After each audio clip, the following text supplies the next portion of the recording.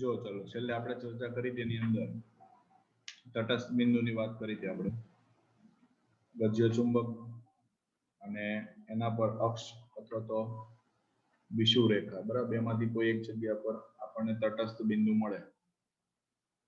હવે થોડુંક એન્ડ તરફ જઈએ તો આપણી પાસે ચુંબકીય પદાર્થો, એમની થોડીક વાત કરી લઈએ પહેલા. ચુંબકીય પદાર્થ. હવે એ ચુંબકીય પદાર્થને સમજવા માટે પહેલા થોડીક વ્યાખ્યાઓ છે જે આપણે શીખી ગયા છીએ, એને ફરી પાછી યાદ કરીએ. એમાંની એક વ્યાખ્યા, પહેલી વ્યાખ્યા ચુંબકીય તીવ્રતા. ચુંબકીય તીવ્રતા જેને આપણે H વડે અથવા IF વડે દર્શાવીએ છીએ.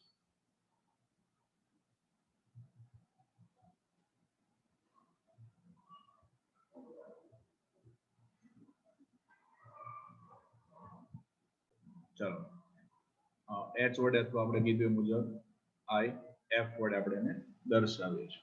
તો ચુંબકીય તીવ્રતા આપણે કોને કહીશું? તો સિમ્પલ રીતે આપણે એમ કહી શકીએ કે ભાઈ જે પદાર્થ છે, સોરી, જે ક્ષેત્રની અંદર આપણે પદાર્થને ચુંબકિત કરવા માટે મૂક્યો હોય એ ક્ષેત્ર, એને કહેવાય એની ચુંબકીય તીવ્રતા. બરાબર, જે ક્ષેત્રમાં તમે પદાર્થને ચુંબક બનાવવા માટે મૂકો છો, ચુંબક તો બનાવવા મૂકવામાં આવે તે ક્ષેત્ર, બરાબર, એને આપણે કહીએ ચુંબકીય ક્ષેત્ર અથવા ચુંબકીય તીવ્રતા. અને એના માટે આપણે એક સૂત્ર પણ જોયું હતું, H બરાબર B0/μ0. એટલે આપણે B0 નું સૂત્ર હતું B0 બરાબર μ0 × H1, બરાબર. ચાલો, સેકન્ડ હતી આપણી પાસે મેગ્નેટાઇઝેશન. મેગ્નેટાઇઝેશનની તીવ્રતા. તો મેગ્નેટાઇઝેશનની તીવ્રતા એટલે આપણને ખ્યાલ છે એકમ કદ દીઠ ઉદ્ભવતી મોમેન્ટ. એકમ કદ દીઠ ઉદ્ભવતી મોમેન્ટ, એને શું કહી શકીએ આપણે? મેગ્નેટાઇઝેશન. એની તીવ્રતા તરીકે ઓળખીએ. મેગ્નેટાઇઝેશનની તીવ્રતા એને સૂત્ર તરીકે લઈએ તો તીવ્રતાને આપણે I વડે પણ બતાવીએ, સદિશ I સ્વરૂપે બતાવો તો સદિશ m/v લખી શકાય, બરાબર, જેને આપણે બદ્ધ મેગ્નેટાઇઝેશન કહેતા હતા, યાદ હોય તો IB. રેડી? પછી એક હતું એમાંની અંદર મેગ્નેટિક સસેપ્ટિબિલિટી. મેગ્નેટિક સસેપ્ટિબિલિટી જેને આપણે કાઈ m વડે બતાવતા હતા, બરાબર. તો મેગ્નેટિક સસેપ્ટિબિલિટી જે છે એ ચુંબકીય તીવ્રતાના વ્યસ્ત પ્રમાણમાં હોય. ચુંબકીય તીવ્રતાના વ્યસ્ત પ્રમાણમાં હોય છે. એટલે એ અને પછી પરમિએબિલિટી અને સસેપ્ટિબિલિટી, આ બંને વચ્ચેનો પણ આપણે સંબંધ તારવેલો, જેમની અંદર એક સૂત્ર તમને યાદ હોય તો સૂત્ર હતું આપણી પાસે અહીંયા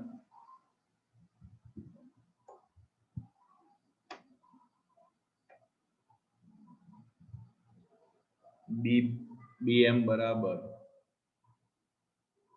μ0 કૌંસમાં H પ્લસ કેપિટલ M લઈએ. અહીંયા હું સ્મોલ m બતાવી દઉં છું અને આને આપણે કેપિટલ M વડે દર્શાવતા હતા. તો μ0 કૌંસમાં H પ્લસ કેપિટલ M, અને એના પરથી આપણે એક સંબંધ જોયો હતો μ = μ0 કૌંસમાં 1 પ્લસ કાઈ m, બરાબર. પછી μ/μ0 કરી દો એટલે μr થાય, તો μr = 1 પ્લસ કાઈ m. એટલે આટલું બેઝિક થોડુંક આપણે સમજવાનું હતું. હવે આપણે ચુંબકીય પદાર્થ ઉપર આગળ વધીએ તો ચુંબકીય પદાર્થની અંદર આપણને ખબર છે 3 પ્રકારના પદાર્થ હતા, ડાયા, પેરા અને ફેરા. એ ત્રણેયનો આપણે અભ્યાસ કરવો છે અને એક જ સાથે આપણે શીખી લેવા છે. તો પહેલા એમના ગુણધર્મો કયા પ્રકારના આવશે? તો એ જે ગુણધર્મ છે એ ગુણધર્મની અંદર ત્રણે ત્રણ પદાર્થને આપણે ધ્યાનમાં લઈએ. ડાયામેગ્નેટિક, બીજું આવે આપણી પાસે પેરામેગ્નેટિક,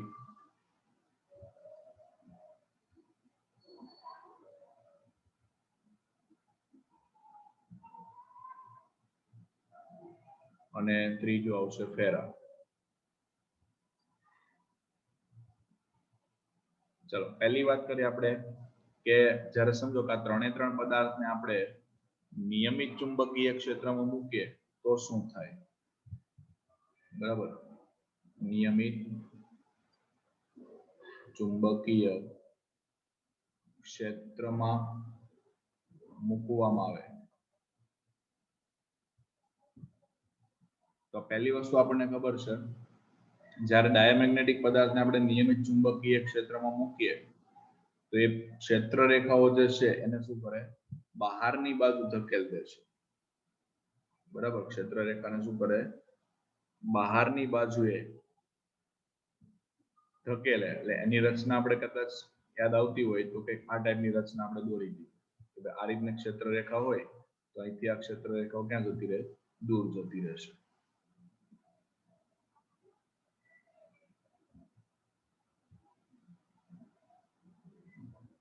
દૂર જવાનું પાછળનું કારણ શું હતું?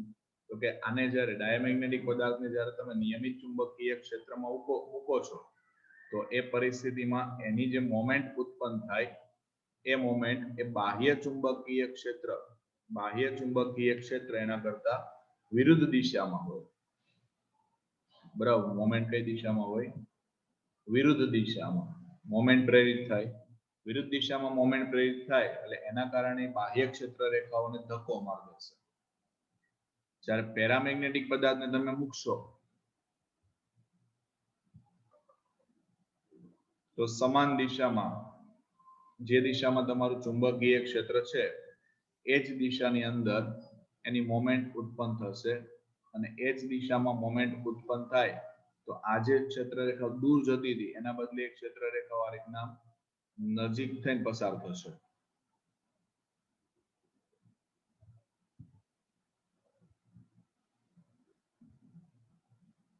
બાકીની જે ક્ષેત્ર રેખા હતી એ તો એમ જ રહેવાની છે ઉપર.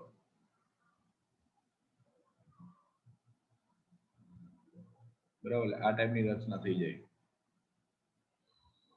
જ્યારે ફેરોમેગ્નેટિક પદાર્થ છે એને તમે મૂકશો તો એમાં પણ મોમેન્ટ ઉત્પન્ન થાય બાહ્ય ચુંબકીય ક્ષેત્રની દિશામાં, સમાન દિશા લખાય, પણ એની અંદર જે બી ક્ષેત્ર રેખા ઉત્પન્ન થાય છે મોટા ભાગની ક્ષેત્ર રેખાઓ બધી અંદરથી આ રીતના પસાર થાય છે.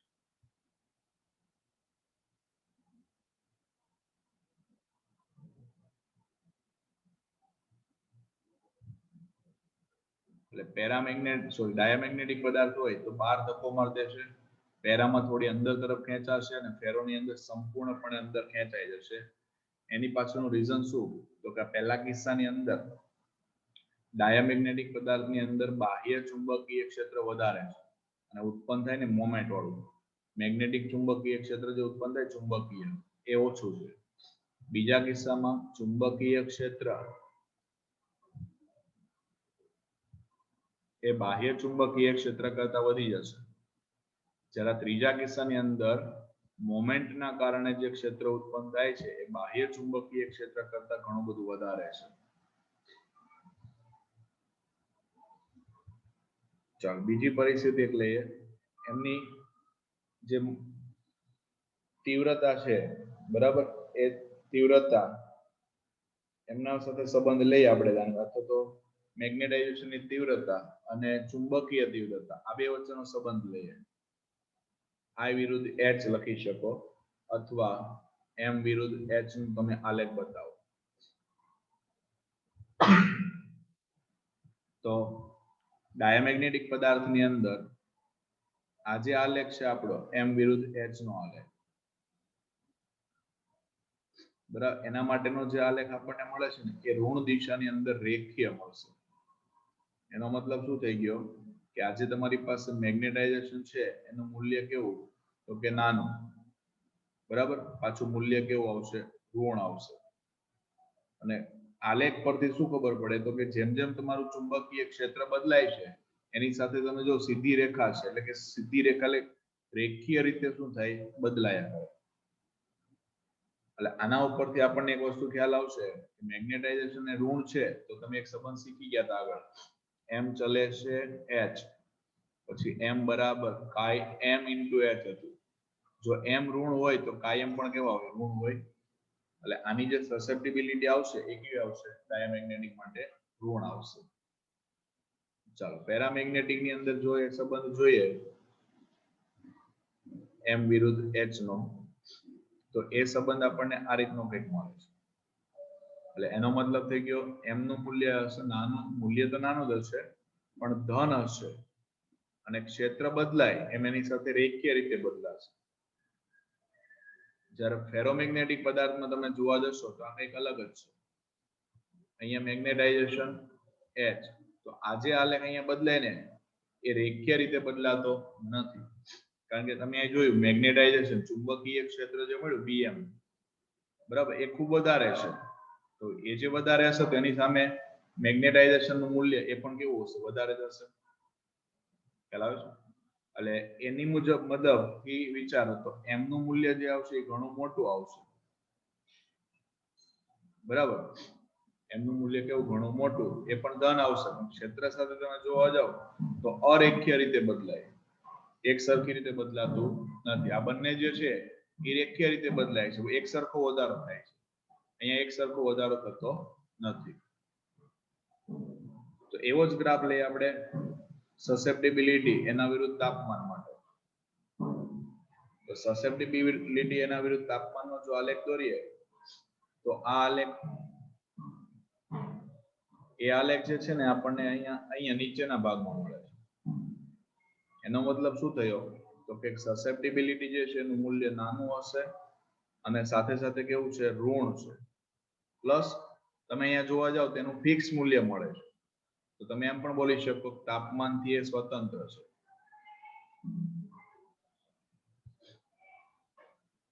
બરાબર. પછી તમે આગળ જાઓ તો પેરામેગ્નેટિક પદાર્થની અંદર, પેરામેગ્નેટિક પદાર્થ માટે આલેખ જે મળશે ને આપણને એ કંઈક આવો મળે છે. એનો મતલબ યાદ કરો એક સૂત્ર, સસેપ્ટિબિલિટી તાપમાનના વ્યસ્ત પ્રમાણમાં હોય. ક્યુરીનો નિયમ આપ્યો તો આપણે નિરપેક્ષ તાપમાનના વ્યસ્ત પ્રમાણમાં, એટલે વ્યસ્ત રીતે બદલાયા કરશે. અને આમની અંદર જોવા જશો તો આમાં વ્યસ્ત રીતે બદલાશે, પણ કેવું છે, અહીંયા આપણી પાસે ક્યુરીના નિયમ મુજબ હતું પણ આપણી પાસે એક સંબંધ આ રીતનો હતો, ખ્યાલ હોય તો T-TC, ક્રિટિકલ ટેમ્પરેચર વાળો, બરાબર, ક્યુરી તાપમાન. તો એના માટે શરૂઆતમાં તમને કોઈ મૂલ્ય નહીં મળે, પણ અમુક સમય થશે, અમુક તાપમાન તમે પસાર કરશો પછી એ વ્યસ્ત રીતે બદલાશે. એટલે પ્રારંભમાં આટલો આ જે ભાગ છે એટલા ભાગ માટે કેટલું હશે, 0 હશે. અને પછી તમારું મૂલ્ય જે છે એ તો તમે સૂત્ર પ્રમાણે જોશો તો આઈડિયા આવી જશે વ્યસ્ત રીતે શું થાય છે, બદલાય છે. બરાબર. અને સસેપ્ટિબિલિટી માટે આપણે વિચારવા જઈએ તો ફરી પાછા આપણે 3 ભાગ પાડવા પડશે.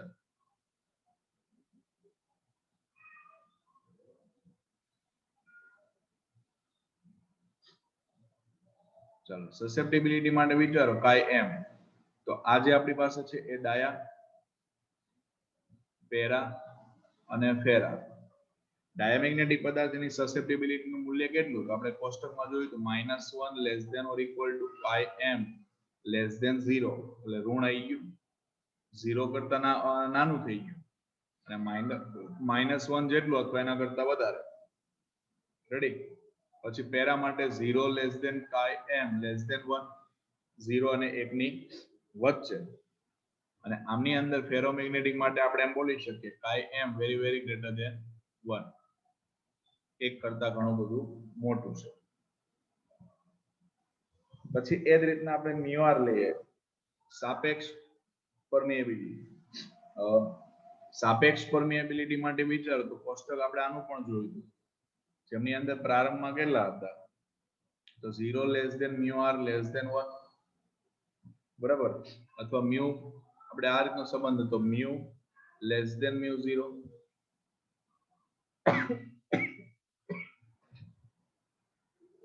પછી બીજા ભાગ માટે પેરા માટે જોવા જાવ તો 1 less than mu r less than 2 1 થી 2 ની વચ્ચેનો ગાળો એટલે એ કન્ડિશનમાં મ્યુ ગ્રેટર ધેન મ્યુ 0 થાય. તો મ્યુ r એટલે તમને ખબર છે મ્યુ અપોન મ્યુ 0, બરાબર. મ્યુ r એટલે મ્યુ અપોન મ્યુ 0 અને અહીંયા તો વેરી વેરી ગ્રેટર ધેન જ આવવાનું છે, બરાબર. ચાલો હવે મોમેન્ટ ચુંબકીય મોમેન્ટની દ્રષ્ટિએ વિચારીએ તો દરેકની થિયરીની અંદર દરેક થિયરીમાં આપણે પ્રારંભમાં એ વાત કરી હતી કે ભાઈ કાયમી ડાયપોલ મોમેન્ટ ધરાવે છે કે નથી ધરાવતા. તો પહેલું જે છે આપણી પાસે ડાયામેગ્નેટિક પદાર્થ કે જે કાયમી ચુંબકીય મોમેન્ટ ધરાવતા નથી. કાયમી ચુંબકીય મોમેન્ટ ધરાવતા નથી. એનો મતલબ એવો થયો કે સમજો તમારી પાસે લોખંડનો ટુકડો છે, તમે એને અત્યારે ચુંબક બનાવી નાખ્યો, પણ થોડાક દિવસ પછી તમે ટ્રાય કરશો તો એ પોતાનું ચુંબક તો એને નાશ પણ કરી દીધો છે. અથવા આપણી આસપાસ ઘણા બધા પદાર્થ છે એ દરેકે દરેક પદાર્થ કંઈક ને કંઈક મોમેન્ટ તો ધરાવે જ છે, પણ કાયમી નથી, કન્ટિન્યુ જાળવી નથી રાખતા. જેમ ચુંબક છે તો ચુંબક પાસે કાયમી છે, એમ બાકીના પદાર્થો જે છે એની પાસે કાયમી મોમેન્ટ હોતી નથી. પછી પેરામેગ્નેટિક ની વાત કરો તો પેરામેગ્નેટિક પદાર્થો જે છે એ કાયમી મોમેન્ટ ધરાવે, બરાબર, કાયમી મોમેન્ટ ધરાવે, પણ એ કેવી હોય? અસ્તવ્યસ્ત ગોઠવાયેલી હોય, બરાબર. એ કેવી હોય? અસ્તવ્યસ્ત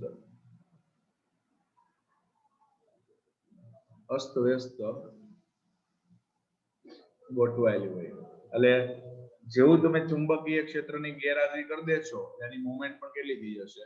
શૂન્ય થઈ જશે, બરાબર. ચુંબકીય ક્ષેત્રની ગેરહાજરીમાં મોમેન્ટ કેટલી થઈ ગઈ? 0. રેડી? જ્યારે આમની અંદર શું છે? ફેરામેગ્નેટિક પદાર્થ એની પાસે કાયમી ચુંબકીય મોમેન્ટ છે,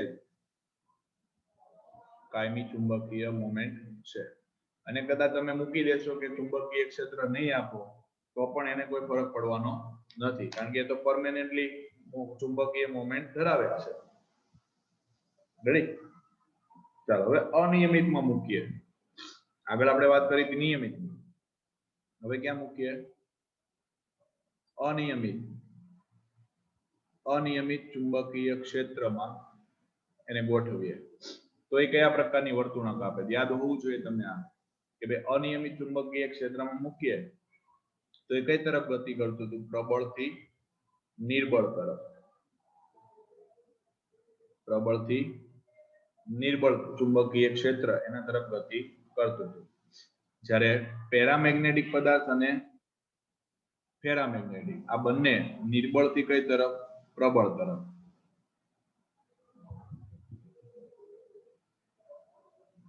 આમાં પણ સેમ નિર્બળથી પ્રબળ તરફ ગતિ કરે. ચાલો હવે કદાચ વિચારીએ આ પરિસ્થિતિને કે માની લો કે આની અંદર આપણે એક યુ આકારની ટ્યુબ છે ધારી લો એ ભરતી હતી ચુંબકીય દ્રવ્યથી. આ રીતની કોઈ યુ આકારની ટ્યુબ છે, એને ચુંબકીય દ્રવ્યથી ભરી દઈએ આપણે, તો પછી અહીંયા શું કરીએ? અહીંયા બાજુમાં આપણે ચુંબક ગોઠવીએ. એટલે એક છેડો ટ્યુબનો એક છેડો બે ચુંબકીય ધ્રુવોની વચ્ચે આવે ને એ રીતના આપણે ગોઠવીએ. હવે ટ્યુબ છે ને એ શરૂઆતમાં કેવું હશે? અહીંયા લેવલ સેમ હશે ને ત્યાં સુધી ભરેલી હશે. જેવું તમે બહારથી આ ચુંબકને લઈ આવશો તો ચુંબક એને લઈ આવવાના કારણે એ અંદરનું જે ચુંબકીય દ્રવ્ય છે ને એ ચુંબકીય દ્રવ્યને ધક્કો માર દેશે. ધક્કો મારશે એટલે આ લેવલ છે એ થોડું ક્યાંય જશે? નીચે આવશે. એટલે માની લો કે અહીંથી શરૂઆત થઈ, આ સમગ્ર ભાગ અહીંયા ભરેલો છે અને આ લેવલ થોડુંક અપ જતું રહેશે. તો એવું થવાનું કારણ શું? તો આપણે પહેલી જ વાત કરી, બરાબર, પહેલી જ વાત કરી આપણે કે ડાયામેગ્નેટિક પદાર્થ જે છે એ ચુંબકીય ક્ષેત્ર રેખાઓને શું કરે? તો કે બહારની તરફ ધક્કો મારી દેશે. એટલે અહીંયા જે ચુંબકીય ક્ષેત્ર ઉત્પન્ન થાય એના કારણે ધક્કો લાગે એટલે એ ભાગ ક્યાં જતો રહેશે? નીચે આવશે. એટલે અહીંયા લેવલ થોડું ક્યાં જશે તમારું નીચે આવશે પણ એ જ કન્ડિશન તમે અહીંયા વિચારો સેમ પરિસ્થિતિ છે આપણે અહીંયા આ યુ આકારની માન લો ટ્યુબ ગોઠવી અહીંયા અને એની વચ્ચે બે ચુંબકીય ધ્રુવો ગોઠવા N અને S તો અહીંયા પરિસ્થિતિ શું થશે પહેલામાં લેવલ ઉપર જતું એમાં અહીંયા લેવલ છે એ લેવલ ક્યાં આવશે પેલામાં નીચે જતું ને અહીંયા લેવલ ક્યાં આવશે ઉપર આવશે એનું કારણ શું કે ક્ષેત્ર રેખાઓની પોતાના તરફ ખેંચતી એટલે લેવલ થોડું ક્યાં જશે ઉપર જશે જ્યારે ફેરોમેગ્નેટિક ની અંદર આ ટાઈપની કોઈ પરિસ્થિતિ ઉત્પન્ન થતી નથી કારણ કે એની કોઈ લાગતું ઓળખતું હા આપણને ખબર છે કે એમની અંદર પણ ક્ષેત્ર રેખાઓને પૂરેપૂરી ખેંચે છે બરાબર ક્ષેત્ર રેખાને પૂરેપૂરી ખેંચે છે તમે ધારો તો આ ટાઈપની રચના એમાં પણ બનાવી શકો તો એમાં પણ લેવલને ક્યાં લઈ જવું પડે ઉપર લઈ જવું પડશે પછી માની લો કે કોઈ ચુંબકીય પદાર્થ છે એ ચુંબકીય પદાર્થને તમે એમની વચ્ચે લટકાવી દો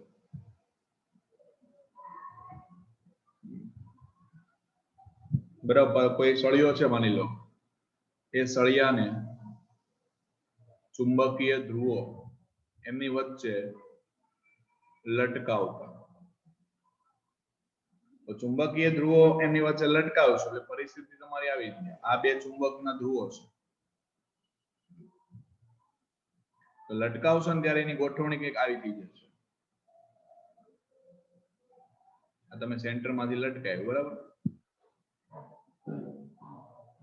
તો પરિસ્થિતિ શું થાય કે પહેલા અપાકર્ષણનો ગુણધર્મ થાય અપાકર્ષણના ગુણધર્મના કારણે આ N અને S ધ્રુવો આના ઉપર વિરુદ્ધ દિશામાંનું અપાકર્ષણ પેદા કરશે વિરુદ્ધ દિશામાંનું બળ આપશે અને વિરુદ્ધ દિશામાંનું બળ આપવાના કારણે પહેલાની રચના છે ને હકીકતમાં આ રીતના લટકાવ્યો હતો આપણે સેન્ટરમાંથી પણ એના ઉપર અપાકર્ષી બળ લાગવાના કારણે એ શું થઈ ગયો ચુંબકીય ક્ષેત્ર છે ને એને લંબ થઈ ગયો ચુંબકીય ક્ષેત્રને લંબ જ્યારે આમની અંદર શું થાય આકર્ષણ થાય છે આકર્ષણ થવાના કારણે આ N અને S છે ધ્રુવો એની વચ્ચેના ભાગમાં આ આપણો જે લટકાવેલો પદાર્થ છે એ આ રીતના લટકા કરશે બરાબર ચુંબકીય ક્ષેત્રને કેવો થાય સમાંતર થાય બંને કિસ્સાની અંદર એવું છે કારણ કે આપણને ખ્યાલ છે બે માં ક્ષેત્ર રેખાઓ એકબીજાને નજીક નજીક ખેંચવાનો પ્રયત્ન કરે છે એટલે અહીંયા આકર્ષણ થાય આકર્ષણ થવાના કારણે શું કરશે એને પોતાની તરફ ખેંચી રાખશે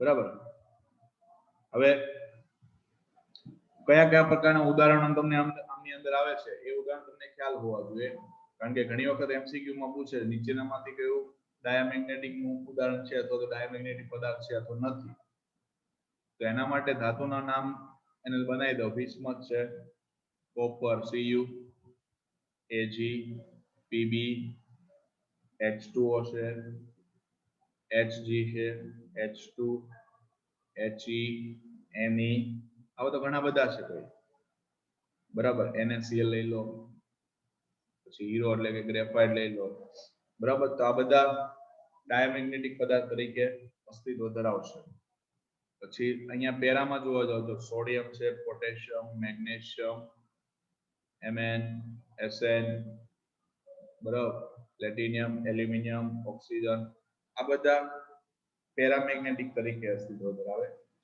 પછી Fe લોખંડ કોબાલ્ટ નિકલ અને એની જે બધી મિશ્ર ધાતુઓ આવશે બરાબર એ બધી મિશ્ર ધાતુઓ ફેરોમેગ્નેટિક તરીકે વધારે ઉપયોગમાં આવે તમને ખ્યાલ છે ચુંબક બનાવવા માટે મોટા ભાગે કોનો ઉપયોગ કરવામાં આવે તો કે લોખંડ અને તેની મિશ્ર ધાતુનો એટલે આ એક આપણે તમારે કમ્પ્લીટ કોષ્ટક તમે તૈયાર કરી દો બરાબર તો એના ઉપરથી 3 પદાર્થ વિશે તમને સંપૂર્ણ માહિતી અહીંથી મળી જશે ચાલો હવે છેલ્લો એક ભાગ આપણો બાકી હિસ્ટેરેસિસ લૂપ હિસ્ટેરેસિસ લૂપ તમને ખ્યાલ છે આખી રચના એની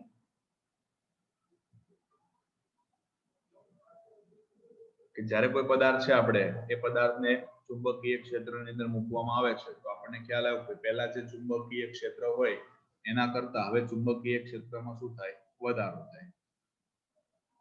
તે બંને વચ્ચેનો સંબંધ દર્શાવતો આપણે આલેખ દોરીએ છીએ ત્યારે આપણને એની અંદર બે પ્રકારની પરિસ્થિતિ મળતી હતી. એક રિટેન્ટિવિટી મળતી હતી અને બીજું કોઅર્સિવિટી મળતી હતી. બરાબર, રિટેન્ટિવિટી અને બીજું શું મળતું હતું? કોઅર્સિવિટી આપણને પ્રાપ્ત થતી હતી.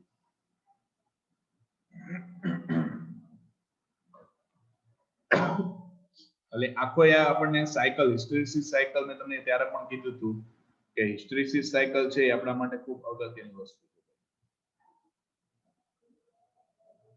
આખી આ કંઈક આપણને આ ટાઈપની એક લૂપ વાળી રચના મળતી હતી. આપણે ઓ બિંદુથી સ્ટાર્ટ કરી A B C D E F અને ફરી પાછા અહીંયા એ પર આવતા હતા. યાદ કરવા રચના, બરાબર. એટલે આ એક લૂપ હતી આપણી આખી. હવે એમની અંદર હિસ્ટેરેસિસ લૂપ, એના માટે આપણે ખાસ કરીને ફેરોમેગ્નેટિક પદાર્થ ઉપર કામ કરતા હતા. તો ફેરોમેગ્નેટિક પદાર્થ જે છે ને એના બે પ્રકાર પડે છે. બરાબર, ફેરોમેગ્નેટિક પદાર્થ છે એના કેટલા પ્રકાર પડે? બે પ્રકાર પડે. હવે આજે બે પ્રકાર પડે એમાં એક નરમ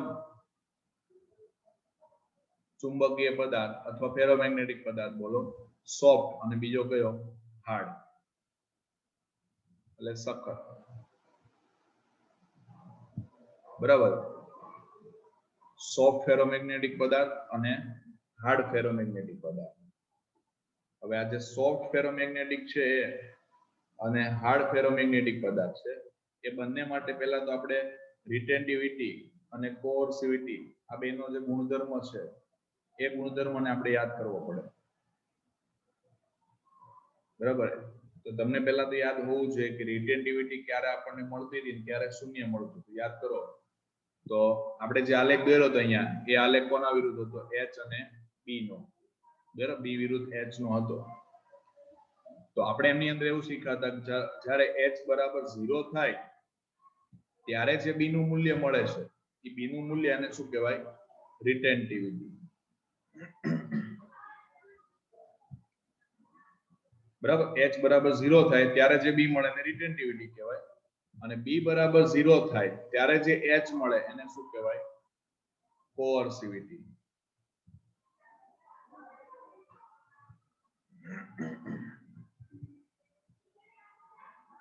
હવે રિટેન્ટિવિટી એટલે એક પ્રકાર એમ કહી શકીએ આપણે, તમે જ્યારે પ્રવાહ 0 કરી દો છો ત્યારે પદાર્થની અંદર જે વધારાનું ચુંબકીય ક્ષેત્ર રહી જાય છે એનું માપ જે આપે ને એ આપણા માટે શું છે? રિટેન્ટિવિટી. અને કોઅર્સિવિટી એટલે એમ કહી શકીએ કે ફેરોમેગ્નેટિક પદાર્થ જે છે એના અવિશિષ્ટ ચુંબકત્વ, એનો નાશ કરવા માટે જે ચુંબકીય ક્ષેત્રની આપણને જરૂર પડે ને, બરાબર, એ કોઅર્સિવિટી દર્શાવે. તો આ જે નરમ ચુંબકીય પદાર્થ છે સોફ્ટ ફેરોમેગ્નેટિક, એના માટે રિટેન્ટિવિટી અને કોઅર્સિવિટી આ બંનેના મૂલ્ય ઓછા આવશે. બરાબર, રિટેન્ટિવિટી અને કોઅર્સિવિટી, બરાબર, આ બંનેના મૂલ્ય કેવા? ઓછા. જ્યારે આ જ મૂલ્ય અહીંયા કેવા આવશે? વધારે આવશે. પછી બીજું સોફ્ટ ફેરોમેગ્નેટિક પદાર્થ હશે તેમાં હિસ્ટેરેસિસ વ્યય છે ને એ ખૂબ ઓછો થાય, અને જો એનો વ્યય ઓછો થતો હોય તો યાદ રાખજો જેનો વ્યય ઓછો હોય ને એની હિસ્ટેરેસિસ લૂપ છે ને એ સાંકડી હોય. આજે પહોળાઈ બતાવો તમે, આ પહોળાઈ જો પેલા મોટી આકૃતિ છે અને અહીંયા આ રચના છે, એની હિસ્ટેરેસિસ લૂપ કેવી હશે? સાંકડી હશે. જ્યારે આમાં વ્યય કેવો થશે? વધારે થશે. અને વધારે વ્યય થાય તો એની જે હિસ્ટેરેસિસ લૂપ બનતી હશે એ આ રીતના થોડી કેવી હશે? પહોળી હશે. તો આ જે સોફ્ટ ફેરોમેગ્નેટિક પદાર્થ છે એનો ઉપયોગ ક્યાં થશે? તો ભાઈ સોફ્ટ ફેરોમેગ્નેટિક પદાર્થ એનો ઉપયોગ થશે વિદ્યુત ચુંબક બનાવવા. પછી ટ્રાન્સફોર્મર જે છે એનો ગર્ભ ભાગ, ટ્રાન્સફોર્મર એટલે તમને ખ્યાલ છે અમુક સ્થળ ઉપર ઇલેક્ટ્રિસિટી એના માટે આપણે સબસ્ટેશન કહીએ, બરાબર, સબડિવિઝન, સબસ્ટેશન. તો એની અંદર પેટી જે હોય ને એનો અંદરનો ભાગ હોય એ બનાવવા માટે કોનો ઉપયોગ થાય? આ નરમ ચુંબકીય પદાર્થ. અને એમાં મોસ્ટ ઓફલી વપરાય કોણ? નરમ લોખંડ. બરાબર, વપરાય કોણ? નરમ લોખંડ. જ્યારે અહીંયા સખત એટલે કે હાર્ડ ફેરોમેગ્નેટિક પદાર્થ છે એનો ઉપયોગ ક્યાં થશે? કાયમી ચુંબક બનાવવા માટે. અને એના માટે કોણ વપરાશે? તો સ્ટીલ, અથવા આપણે કીધું આગળ લોખંડ ને તેની મિશ્ર ધાતુ એમાંની એક એટલે એલ્નિકો, બરાબર, એનો વધારે માત્રામાં ઉપયોગ કરવામાં આવે છે. એટલે આટલી જે પરિસ્થિતિ છે એ પરિસ્થિતિ આપણને ખ્યાલ આવવો જોઈએ. બરાબર, એટલે અહીંયા આપણું ચેપ્ટર નંબર 5 એનું કામ કમ્પ્લીટ થાય.